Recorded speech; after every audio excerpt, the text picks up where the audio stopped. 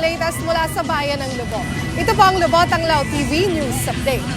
Nakibahagi ang bayan ng Lubot sa isinagawang Barako Fest 2024 dito sa lungsod ng Lipa.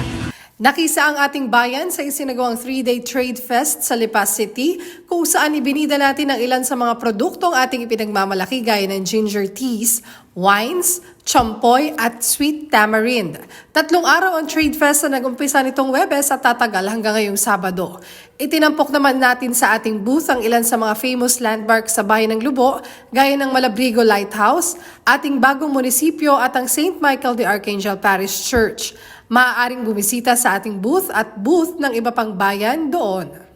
Tumungo naman ang kinatawan ng DOH Regional Office, Provincial Health Office, DepEd Lobo Sub-Office at ang ating Rural Health Unit sa San Nicolas Elementary School upang magsagawa ng monitoring at orientation sa mga guro ng mga mag-aaral mula sa baitang 4 hanggang 6 patungkol sa kalinisan ng paaralan at kalusugan ng mga batang kanilang nasasakupan nitong Martes, March 12, 2024. Ito'y dahil napili ang paaralan na recipient ng HLI o Healthy Learning Institution kung saan mga last mile o nasa malalayong lugar na paaralan ang nakukuha o kwalipikado.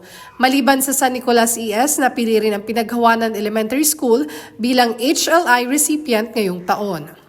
Nagsagawa ng orientation ng ating lokal na pamahalaan sa pamamagitan ng Municipal Social Welfare and Development Office, katuwang ang DSWD Region 4A para sa Sustainable Livelihood Program o SLP na target ibigay sa mga miyembro ng 4P sa ating bayan noong March 11, 2024 sa Lubot Town Plaza.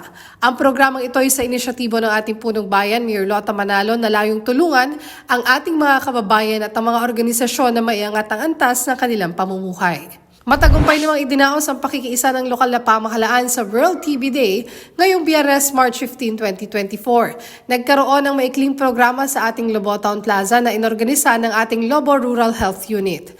May temang ituloy ang bayanihan, TB ay tuldukan, kinilala ang mga barangay na nakikiisa at sumusuporta sa case finding at case holding activities kaugnay ng TB control program.